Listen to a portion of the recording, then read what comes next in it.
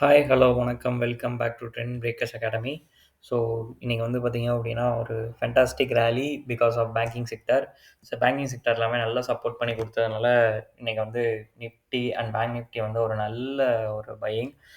But வந்து ID வந்து பெருசா வந்து பெர்ஃபார்மன்ஸ் இல்ல இன்னைக்கும்.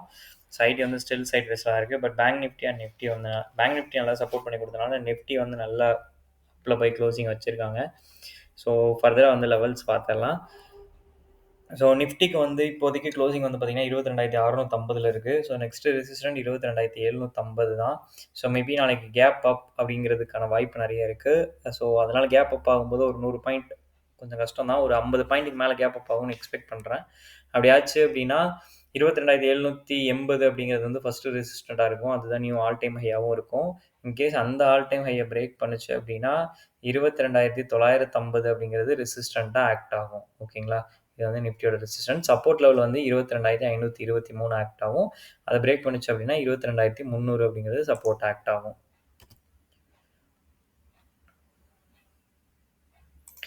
பேங்க் நிஃப்டி ஒரு fantastic rally, new all time high register பண்ணியிருக்காங்க. ஸோ அவங்க வந்து இந்த சேனல் பேட்டர்னோட ரெசிஸ்டன்ட் கிட்ட வந்துட்டாங்க ஆல்மோஸ்ட்டு. ஓகேவா? ஸோ நாளைக்கு கேப் அப் ஆகி இந்த ரெசிஸ்டண்ட்டுக்கு மேலே, அதாவது 49,600க்கு மேலே 700 கிட்ட ஓப்பன் ஆச்சு அப்படின்னா 50,000 அப்படிங்கிறது அதோட அடுத்த ரெசிஸ்டண்ட்டாக ஆக்ட் ஆகும். பேங்க் நிஃப்டி வந்து ஒரு புது உச்சத்தை வந்து தொடும். ஆல்ரெடி இப்போ வந்து நியூ ஆல் டைம் ஹையில் தான் இருக்காங்க. ஸோ இதுக்கு மேலே கேப் அப் ஆச்சு அப்படின்னா 50,000 வரைக்குமே மேலே போகிறதுக்கு சான்சஸ் இருக்குது. ஸோ சப்போர்ட் லெவல் பார்த்தீங்கன்னா 49,000த்தில் சப்போர்ட் லெவல் இருக்குது. இன்கேஸ் இந்த ட்ரெண்ட் லைனுக்கு மேலே ஓப்பன் ஆச்சு அப்படின்னா 49,700 அப்படிங்கிறது ஃபஸ்ட்டு சப்போர்ட்டாக ஆக்ட் ஆகும். இது வந்து பேங்க் நிஃப்டி. ஸோ ஐடி வந்து இன்னும் அண்டர் பர்ஃபார்மன்ஸ் தான். ஸோ ஐடி வந்து ஒன்றும் பெருசாக இல்லைங்க. அது இன்னும் திரும்ப சைட்வேஸ் போகுது போல். பார்க்கலாம் ஐடிஸ் வந்து எதுவும் கம்பேக் கொடுக்குதான்னு சொல்லிட்டு.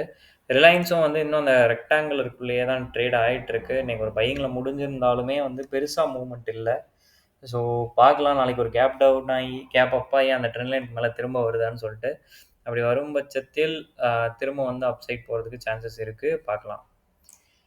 ஹெச்டிஎஃப்சி இன்னைக்கு பேங்கிங்கில் வந்து சப்போர்ட் அதிகமாக பண்ணது யார் அப்படின்னு கேட்டிங்க அப்படின்னா ஐசிஐசிஐ பேங்க்கும் ஐசிஐசிஐ கோட்டக் ஆக்சிஸ் எல்லாமே நல்லா பெர்ஃபார்ம் பண்ணுச்சு. பட் ஹெச்டிஎஃப்சி வந்து பெர்ஃபார்ம் பண்ணல. ஸோ என்ன ஒரு குட் நியூஸ் அப்படின்னா 1524 பிரேக் பண்ண முடியாமல் 4 நாளாக தடுமாறிட்டு இருக்குன்னு சொல்லியிருந்தோம். ஸோ அந்த இதை வந்து இப்போ பிரேக் பண்ணி க்ளோசிங் வச்சிருக்காங்க. ஸோ நாளைக்கு கேப் அப் ஆச்சு அப்படின்னா 1561 அப்படிங்கிறது அடுத்த ரெசிஸ்டன்ட் ஆக்ட் ஆகும். 1524ங்கிறது சப்போர்ட் ஆக்ட் ஆகும். ஓகேங்களா? ஓகே, நிறைய பேர் வீடியோஸ் பார்க்குறீங்க. உங்களுக்கு யூஸ்ஃபுல் பண்ண போகிறவங்க ட்ரெண்ட் பிரேக்கர்ஸ் அகாடமி இது வரைக்கும் நீங்கள் ஃபாலோ பண்ணல அப்படின்னா ஃபாலோ பண்ணிக்கோங்க. தேங்க்யூ ஃபார் வாட்சிங்.